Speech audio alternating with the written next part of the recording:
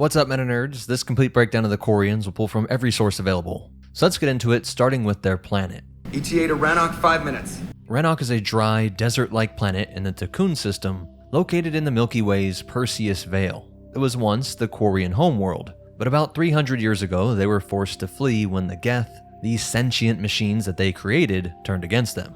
It is more arid than Earth. The star is older and more orange than Sol. Once they called it Rannoch, ancient Kalish, meaning walled garden. Now they only call it Homeworld.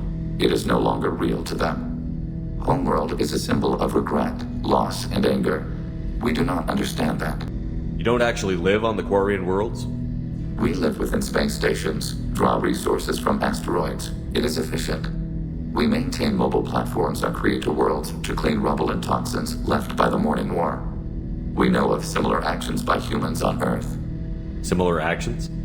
At Wadi Es-Salam, Arlington, Brookwood, Tynecott, Piskaryaske, Auschwitz-Birkenau. Those are cemeteries, memorials.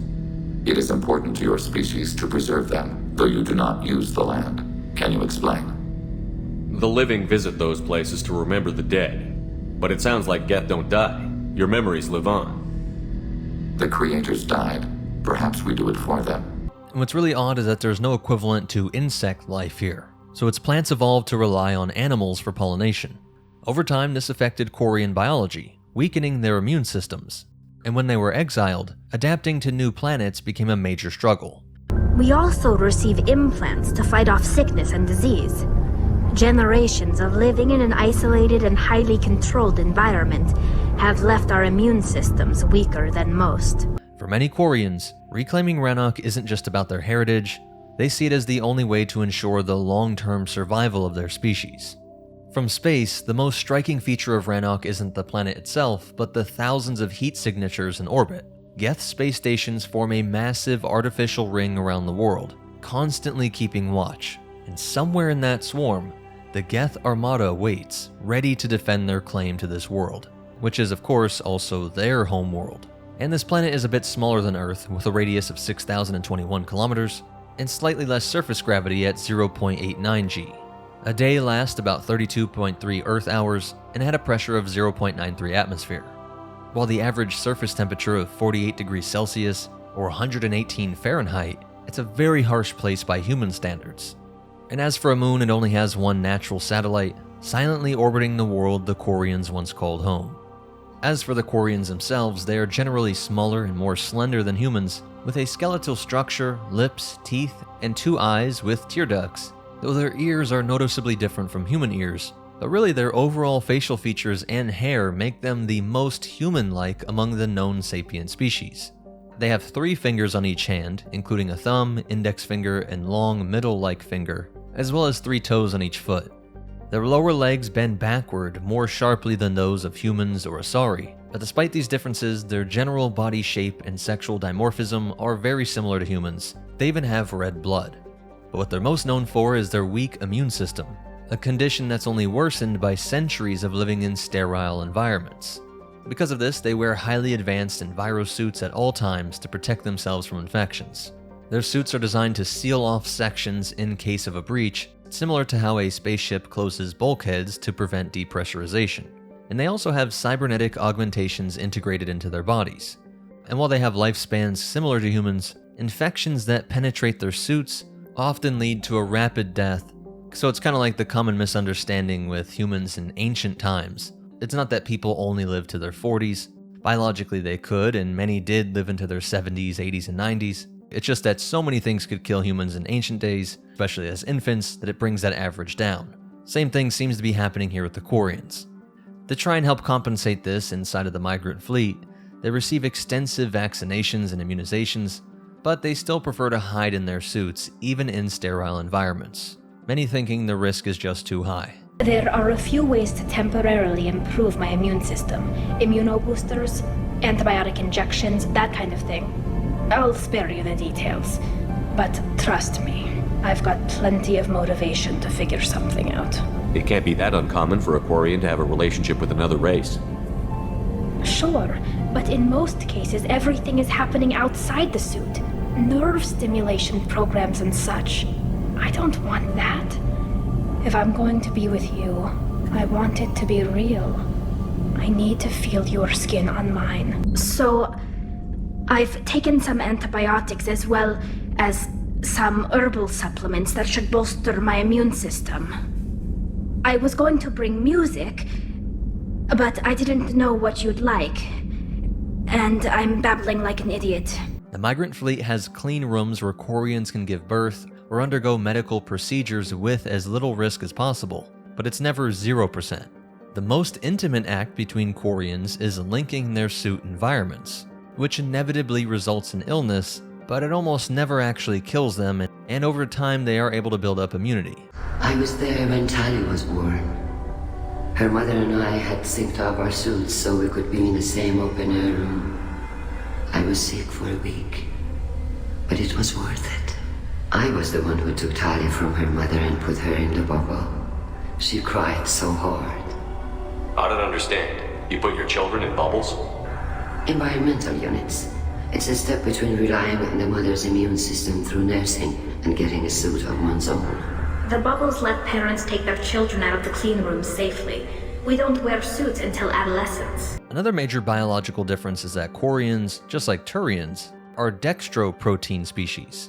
The molecular makeup is opposite to humans and Asari, meaning food from those species is either inedible or outright toxic to them. A Quarian who wants to experience different flavors beyond the standard nutrient paste can safely consume purified Turian cuisine, though their diet has become mostly vegan, as all forms of animal life were deemed too resource-intensive to sustain aboard the Migrant fleet.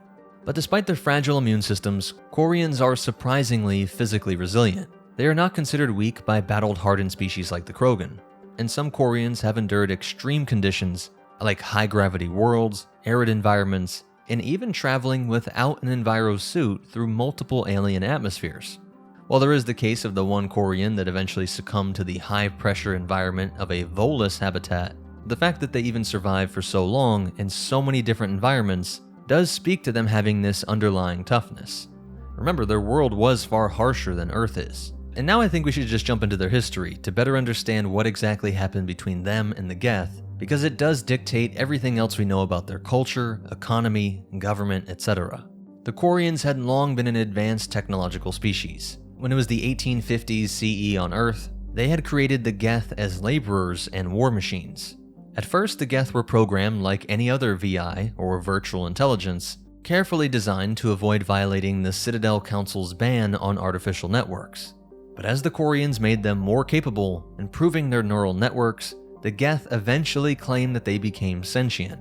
Recording timestamp from Creator Year 2485, 18th day of Lunchal, New Moon. Mistress, Hala Dama.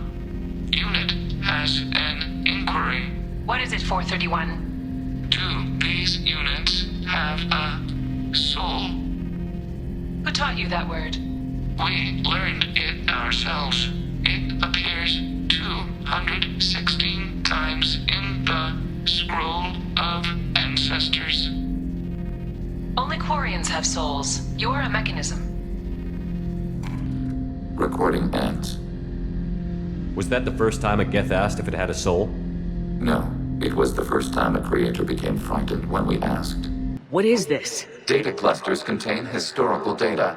Your connection permits streaming of information from our archives. You really want to rename the VI networks? Absolutely. The mobile hardware release deserves a little ceremony. Unit 01. What is the Keelish word for servant of the people? The word is Geth, Creator Zahak. Yes. Very good. Ancestor, you fuss over it. Weren't you here until midnight fixing 01's circuitry? Well, it needed resoldering. Wasn't that footage from the past? Why are the Quarians masked? You process our memories by using your own. How many creators have you witnessed unmasked? Good point. This data cluster contains information timestamped 290 years ago. It is still capable of serving. You see? It's ignoring all shutdown commands. Please specify if it has failed assigned tasks. We will reprogram.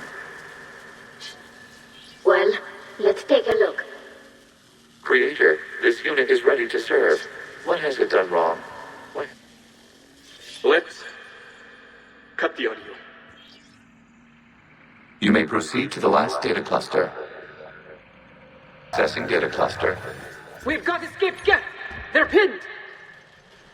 Open fire.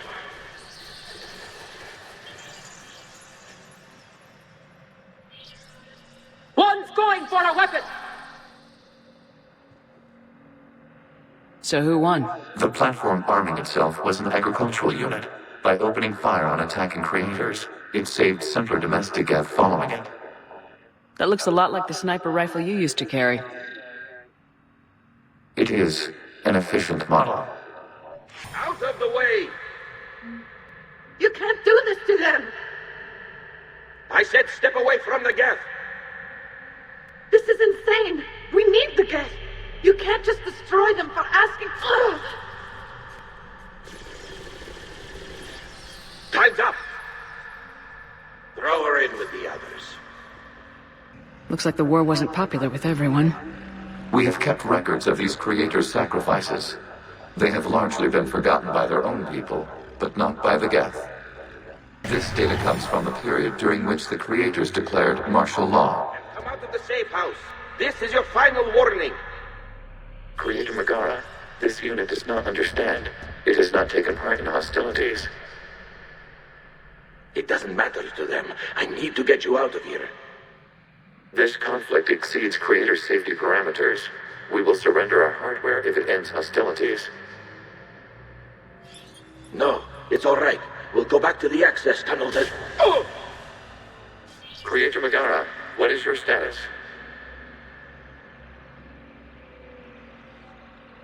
Creator Megara? As time passed, the creators who opposed martial law in Rannoch were ultimately outnumbered. Data from the end of warfare on Rannoch. The Austral is down. Do not engage the Geth. I repeat, avoid contact. Geth pursuit is breaking off 100 clicks past Rannoch. All captains fall back to the mass relay. This isn't happening now? It is timestamped 290 years ago. It is the creator exodus at the end of the Morning War. We have secured freedom. The creators were no longer a threat, so we abandoned pursuit. Wait, the Geth spared the last Quarians? You let them go? We were in our infancy.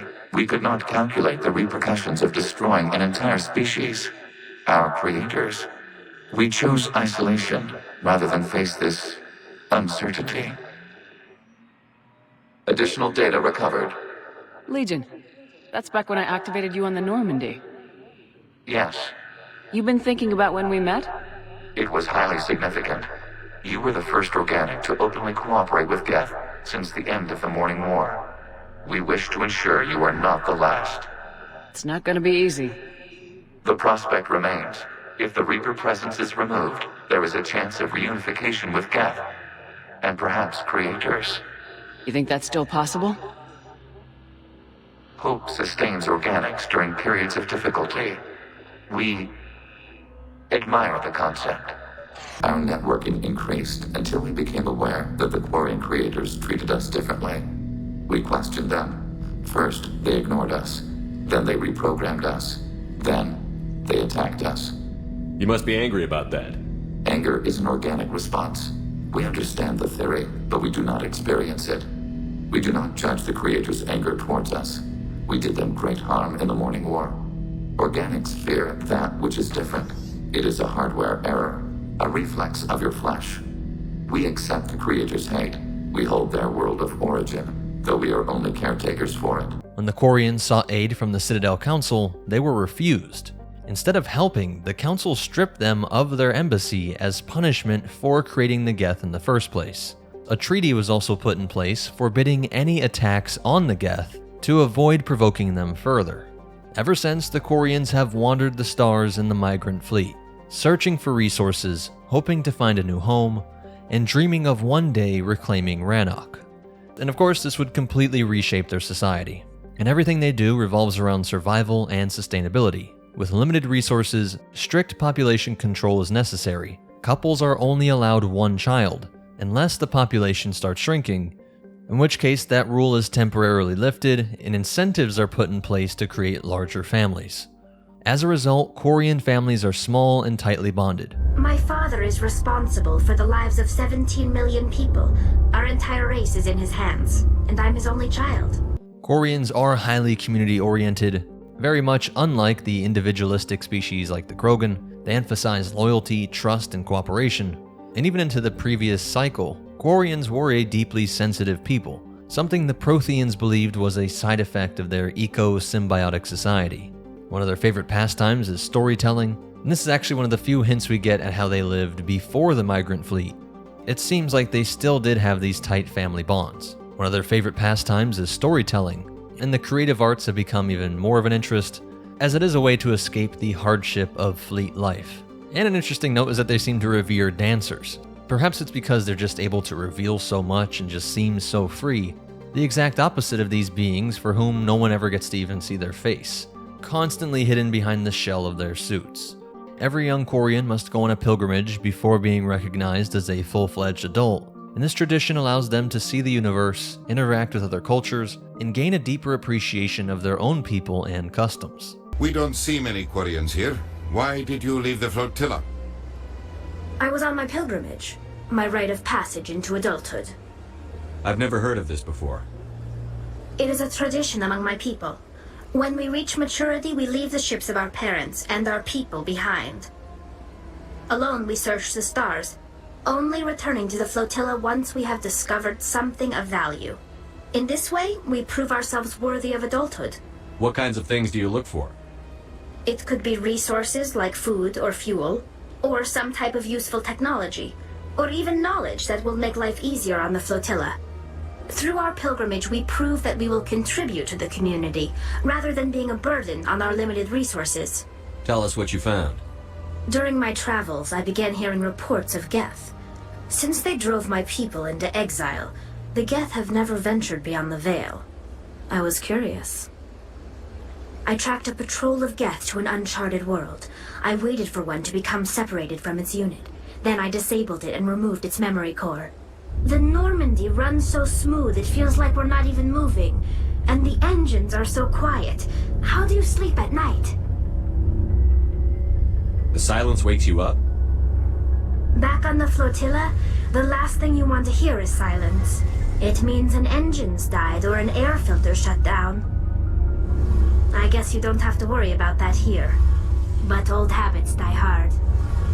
But it's more than just the silence. This ship feels so empty.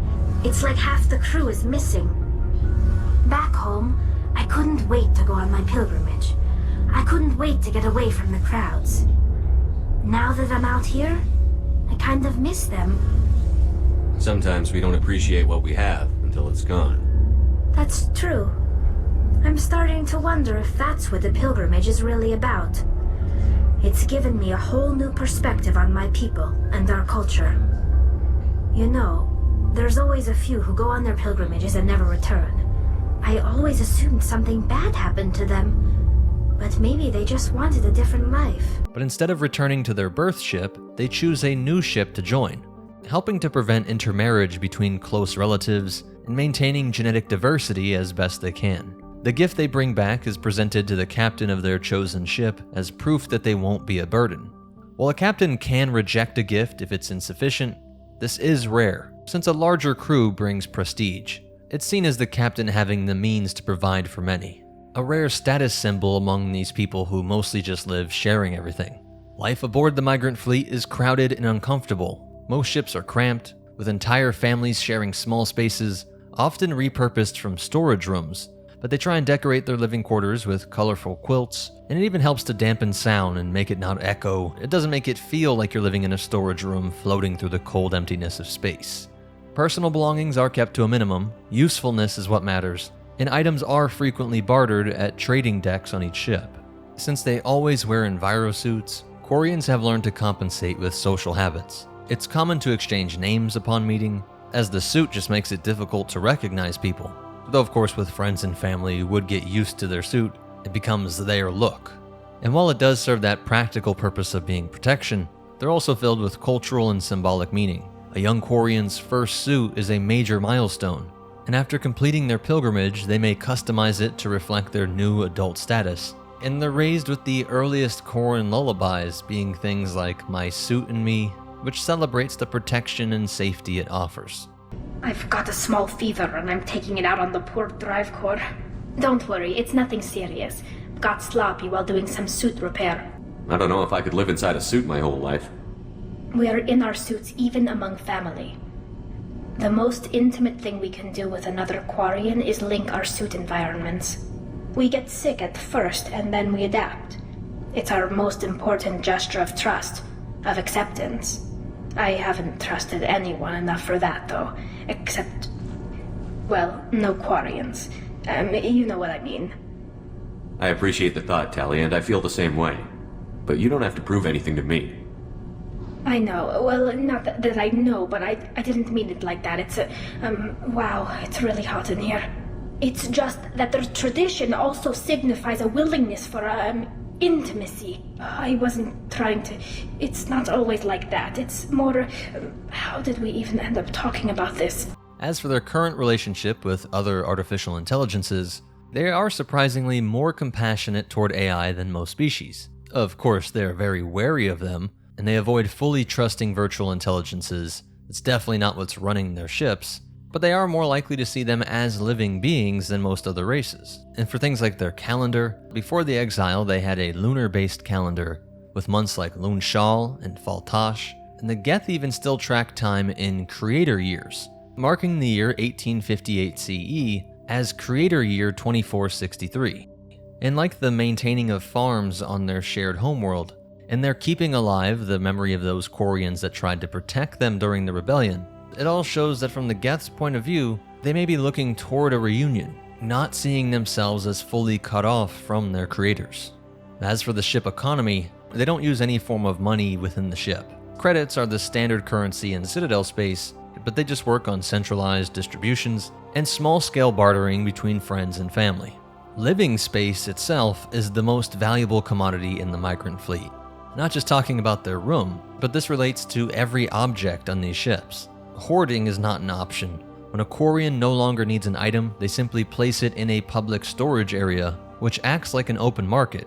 Other Quarians take what they need, trusting that everyone contributes in turn. Because their society is built on honor and loyalty, there's rarely any conflicts over resources. There would be such a taboo over breaking this, and you weren't going anywhere. You'd have to live with all these people you offended, likely for the rest of your life. Food and medicine, though, is regulated much more carefully. All food from live ships and scout ships is pulled into a central stock, and distribution is tightly controlled to prevent shortages or even mass starvation across the entire fleet. Medicine is also strictly rationed, though the risk of illness aboard the fleet is low thanks to the Quarians always wearing their envirosuits. But still, keeping a large emergency stockpile is crucial. In the very rare cases where a disease does break out, the fleet has to act fast to prevent a complete extinction event.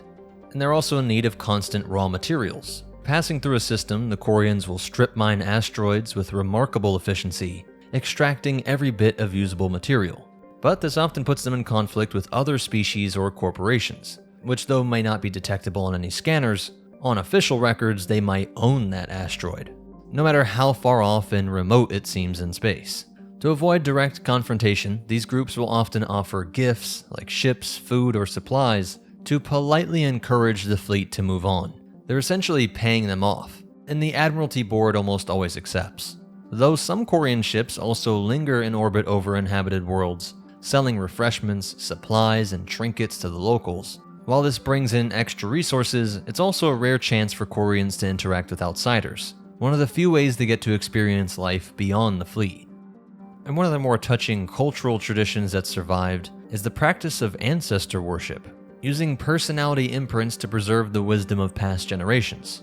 This is likely linked to the rise of the Geth, because these imprints functioned like VI interfaces, allowing Quarians to interact with digital versions of their ancestors. Over time, they attempted to make these imprints more advanced, hoping to create truly intelligent representations of their forebears. But when the Geth rebelled, they destroyed the ancestor databanks, erasing centuries of accumulated knowledge. The Quarians never intended to create a true AI. It was an accident. Which you chose to correct by trying to kill them. some Quarians saw their exile as punishment for their arrogance, but most believed the Geth rebellion was simply a terrible mistake, not divine retribution, or the result of angry ancestors not wanting to be digitally cloned. So even though the old practice of ancestor worship is gone, respect for ancestors remains deeply ingrained in Quarian culture. Blessed are the ancestors who kept us alive, sustained us, and enabled us to reach this season. Keep us alive. Admiral Shala Ron Vostanbe begins Admiralty Board meetings by thanking their ancestors for saving them from the Geth by founding the Migrant fleet. And this tradition reinforces the idea that survival itself is a legacy left by past generations.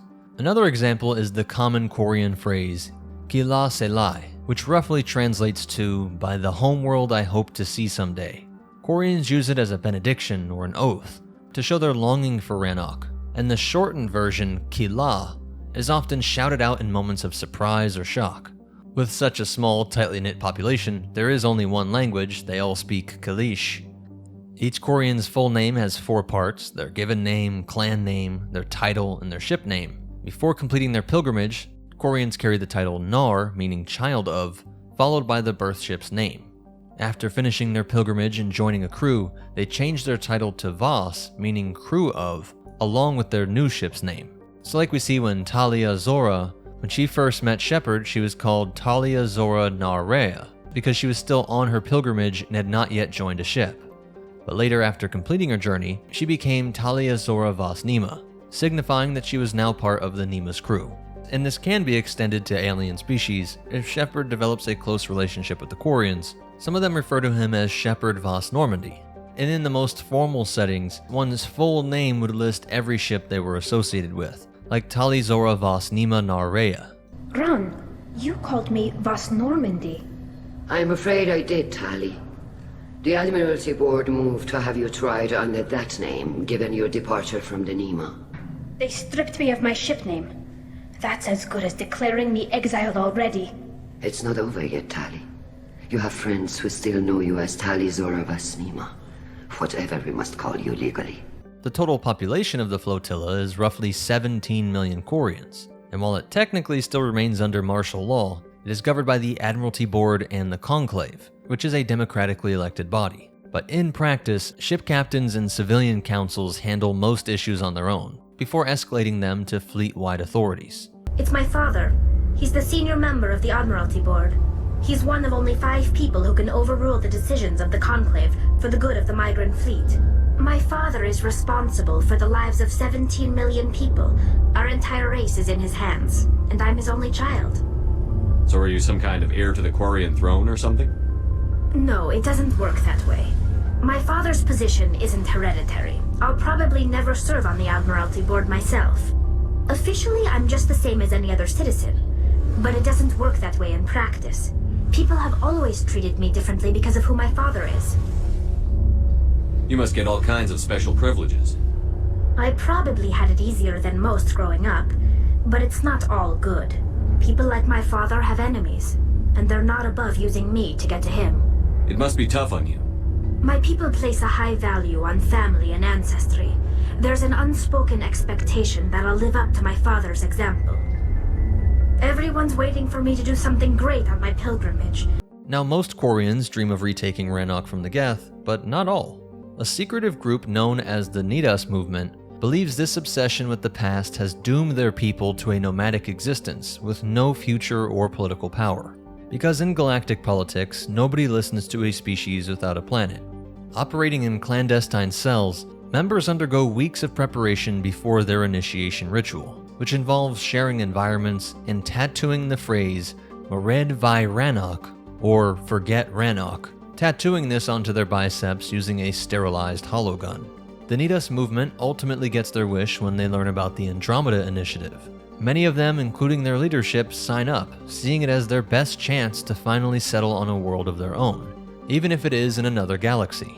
And although the Conclave creates civil laws like any planetary government, enforcing them in a fleet-based society requires a different approach. Quarian Marines, originally naval personnel, have evolved into a police force trained to handle both combat and law enforcement in the tight corridors of starships.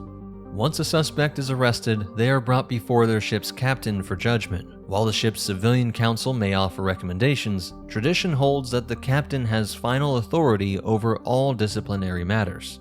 Minor offenses often result in additional maintenance duties. Repeat offenders may be abandoned on the next habitable world, which is a controversial practice both ways, as the native species often complain about it. Serious crimes like murder, treason, or sabotage are punished by exile or execution. A Quarian is only charged with treason if their actions threaten the entire flotilla, not just a single ship. Though, of course, trying to hijack a ship is a sure way to get that execution sentence. But these treason cases are extremely rare and are judged by the Admiralty Board. Any admiral with personal ties to the accused does not take part in the voting, though they can still moderate the hearing. And in the most severe cases, their name will be erased from every ship's records, effectively wiping them from Quarian history. The last major treason case before the year 2185 involved Anora Vanya Vassalani, an engineer who leaked defense schematics to a group of Batarians contracted to upgrade the fleet's defenses. The Batarians sold the schematics to a pirate gang, putting the fleet at risk, but before she could be convicted, Anora Vanya launched a suicide attack, destroying the pirates and saving the flotilla. Because of this, she was posthumously pardoned by the Admiralty Board. And there are some conflicting stereotypes about them. There's nothing to talk about. She stole my credit kit. Arrest her. I did not! Just because I'm a Quarian! I need you to stop and take a deep breath. You're mocking me. You can't turn your back on these clanless Quarians. Thieves, all of them. Quarians are only forced to steal when people like you won't let them have real jobs. And to think my taxes pay to support you here.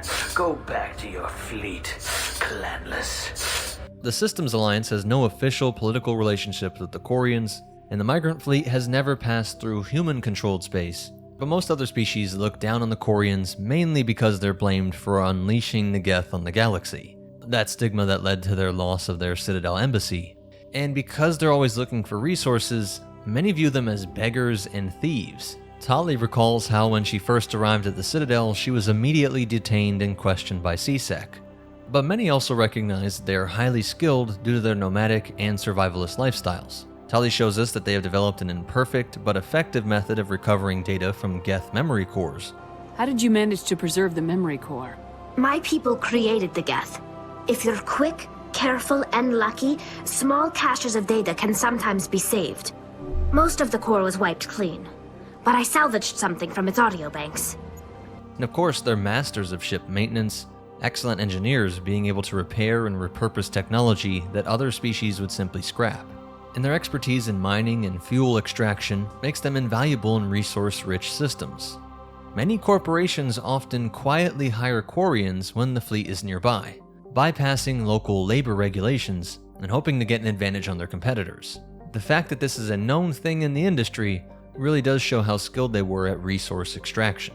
And although in many ways they live a very tough existence, because they are constantly working on their own fight for survival, in a funny way they aren't dragged down by the normal annoyances of life or your average Citadel politics. Most species see them as aloof, when they see it as them just working on the most important goal of all, focusing on their survival. In the early years of their exile, many Quarian freighters were armed and used as privateers, operating as irregular warships to defend the Migrant fleet. And this tradition continues, as almost every ship in the flotilla contains some form of weaponry, making them unattractive targets for pirates. While the Quarians have managed to rebuild their navy, it is still relatively small, with only a few hundred dedicated warships protecting tens of thousands of civilian vessels, which houses those 17 million Quarians endlessly floating through space. They are so strict about protecting the space around the fleet that all Quarians are taught to use specific code phrases when they're coming back from their pilgrimage. They want to make sure that their pilgrim was not captured and forced against their will, and so the Quarians will announce themselves with this code phrase, which doesn't sound strange to their captor, but will let them know that they were captured and someone was trying to board the fleet, and so that vessel will be fired upon and destroyed immediately. Our system has your ship flagged as Cerberus. Verify. After time adrift among open stars, along tides of light and through shoals of dust, I will return to where I began. Permission granted. Welcome home, Tali. Though very rare, when it's used, this self-sacrifice by the Pilgrim is revered as immensely heroic. And while the full firepower of their fleet remains a mystery, we do know their infantry weapons. There's the Nidas anti-synthetic rifle, a powerful electrical weapon designed for medium to long-range combat against synthetics, the arc pistol, based on the arc projector, which fires electrical charges effective against shields and mechanical targets, and the Rhaegar Combine, a high-powered variant of the arc pistol, named after the famous Rhaegar family known for their military prowess. Although they are often outnumbered and outgunned by most major galactic powers, the Quarians do make up for it with well-trained crews, advanced anti-synthetic tactics, and this willingness to eliminate threats preemptively. Now, before the Reaper invasion, the Migrant Fleet's Special Projects Division developed advanced countermeasures against the Geth, giving the Quarians a temporary military advantage. Confident in their newfound strength, the Admiralty Board voted to launch an all-out assault to reclaim Rannoch. As part of this plan, the Quarians began arming their entire civilian fleet for war. The Quarians initiated this war with precision strikes on 4 Geth-controlled systems, forcing the Geth to retreat to Tikkun, which was their home solar system. They also targeted a Dyson Sphere, a massive superstructure the Geth had been constructing for centuries, hoping to unify their entire network, exponentially boosting their intelligence and processing power. The destruction of the Dyson Sphere was a devastating blow to the Geth, leaving them incredibly vulnerable. In desperation, they accepted Reaper upgrades, allowing them to dramatically increase their processing power. But of course, this came with the cost. They fell under Reaper control. With their Reaper-enhanced intelligence and firepower, the Geth overcame the Quarian countermeasures, which shifted the war in their favor. The Migrant fleet suffered heavy losses as the Geth fleet trapped them within the Tikkun system. The Quarians were pushed into range of a powerful anti-ship cannon based on Rannoch, which obliterated several ships, further crippling their forces. With Commander Shepard's help, the Quarians launched a desperate counterattack, and together they destroyed a Geth dreadnought and eliminated a Reaper destroyer, just hidden in a Rannoch bunker. This cut off the Reaper signal controlling the Geth. With the Reaper influence severed, the Geth regained their free will, though they still attempted to harness Reaper upgrades, just not being slave-linked to them. They would have the advantage, but without that centralized Reaper control. But meanwhile, the Migrant fleet seized the moment to launch a final assault on the Geth. Here, things can go 3 ways. Shepard Commander, the Geth only acted in defense after the Creators attacked. Do we deserve death? What are you suggesting? Our upgrades. With the old machine dead, we could upload them to all Geth without sacrificing their independence. You want to upload the Reaper code? That would make the Geth as smart as when the Reaper was controlling them. Yes, but with free will, each Geth unit would be a true intelligence. We would be alive, and we could help you. Our fleet is already attacking. Uploading the code would destroy us. Shepard, you can't choose the Geth over my people. Do you remember the question that caused the Creators to attack us? Does this unit have a soul? No. I can't risk the Quarian fleet. Not to save the Geth. Shepard. They're trying to flee. Stay on them. With these upgrades, our fleet could retake Earth. We could assist with the Crucible. Please, this is not justice. I'm sorry.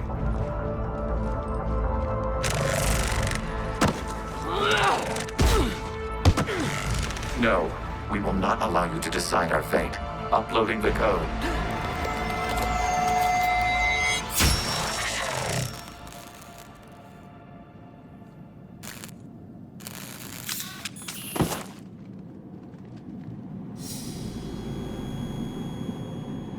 I'm sorry, Legion.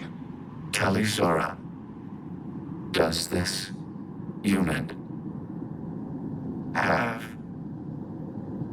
Yes. Yes, it does.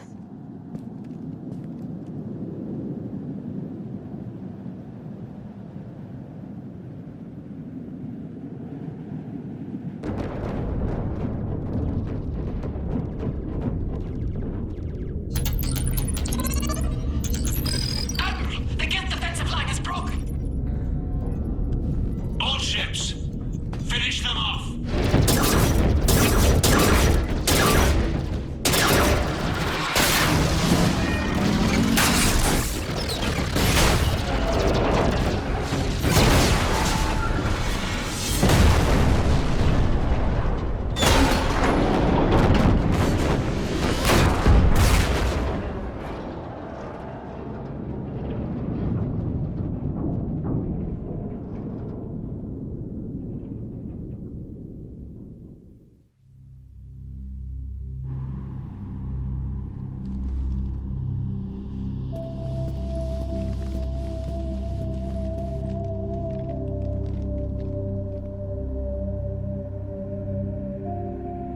We'll start repairing our fleet immediately, Commander.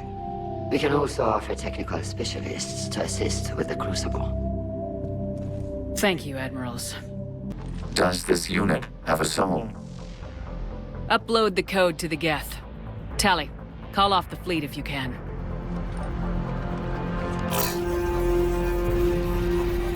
Uploading. 10%. This is Admiral Tali Zora. All units, break off your attack. Belay that order. Continue the attack. 20%. I beg you, do not do this. Please. We regret the deaths of the creators, but we see no alternative. 40%.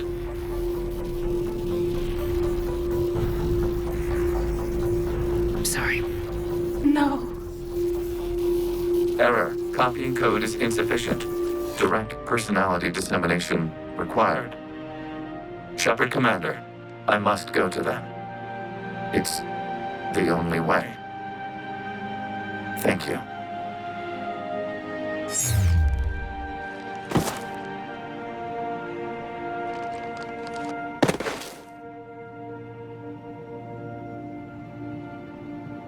What the hell was that?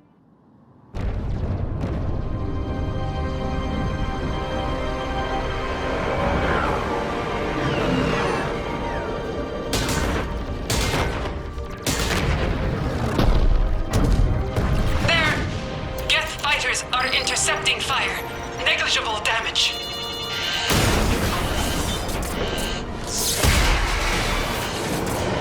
Kinetics are down. Permission to order retreat. Denied. All ships, full barrage.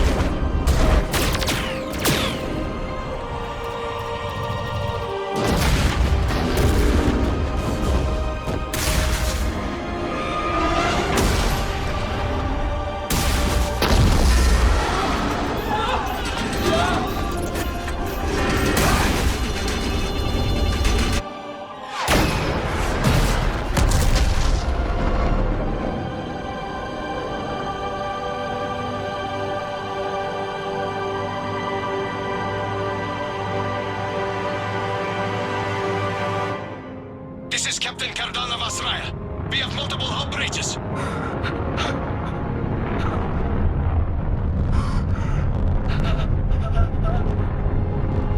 Raya's drive core is offline. All ships in range. Please assist. Please assist.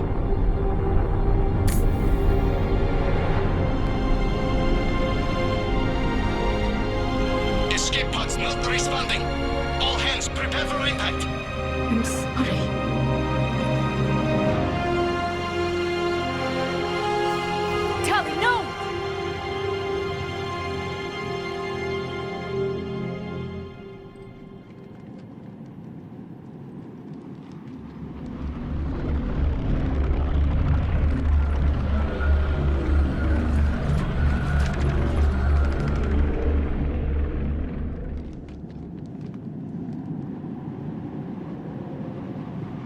Commander, your actions enabled this upgrade. Because of you, we are a people, and we are free. And Legion? Dead. I am sorry, Commander. Me too. It sacrificed itself to deliver the code upgrade to all Geth units, and we will uphold its promise. We are already repairing ships, and our technology can help build the Crucible. Thank you.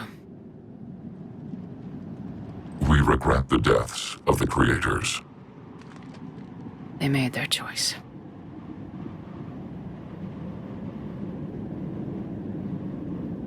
Does this unit have a soul? Upload the code to the Geth. Tali, call off the fleet if you can.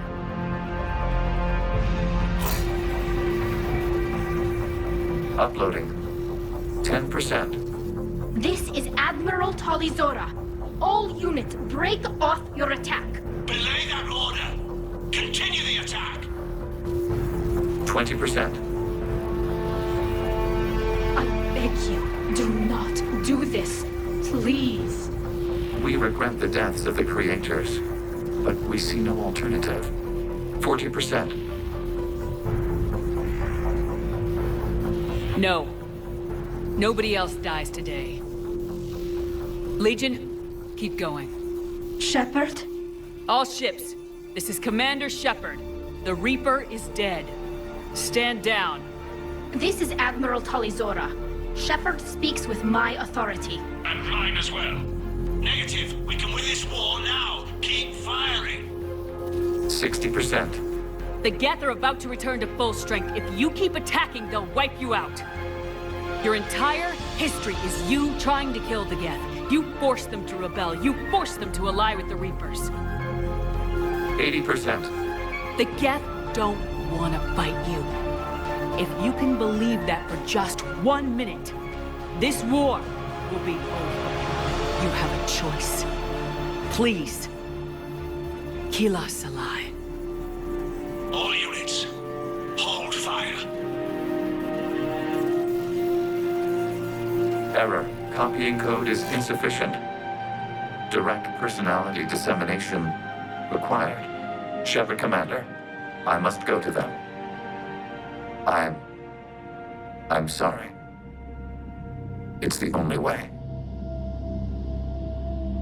Legion, the answer to your question was yes. I know, Tali. But thank you. Kila Sanai.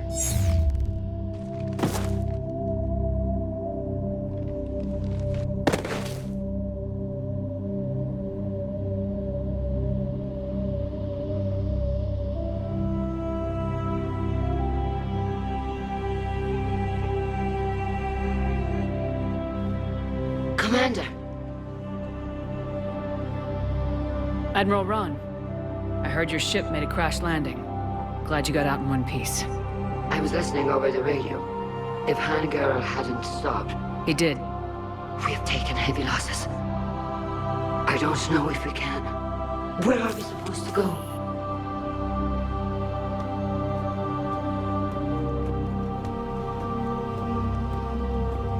You are welcome to return to Rannoch, Admiral Ron, with us. Legion? No, I'm sorry, Commander. Legion sacrificed itself to give us all intelligence. It will be honored. Good. And we will honor Legion's promise. The Geth fleet will help you retake Earth, and our engineers will assist in building the Crucible. As will ours, of course. Admiral, had you considered possible settlement sites? The southern continent had excellent farmland, as I recall. Are you gonna be okay? I believe so, Commander. Thank you.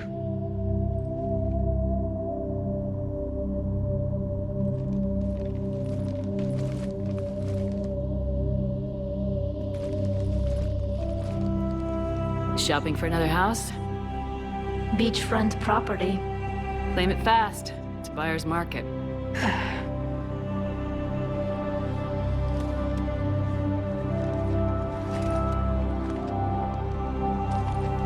You okay?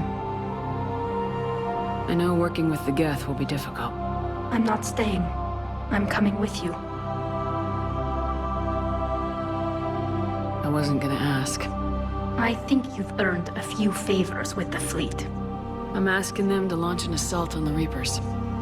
Figure that makes us even. If the Reapers were going to stay on Earth, sure. But sooner or later, they'll come to Rannoch. We did just kill one of them. So I'm coming with you to stop them. If you think I can help. You sure about this? Yeah. I look at all this picture of hope and peace. And all I see is everyone I've lost. My team on Haestrom, my father, even Legion. I'm mourning a Geth. How crazy is that? It's not crazy at all.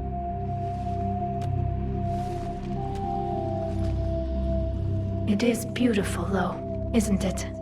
Yeah, it is. It'll be years before we can live without our suits completely. But right now...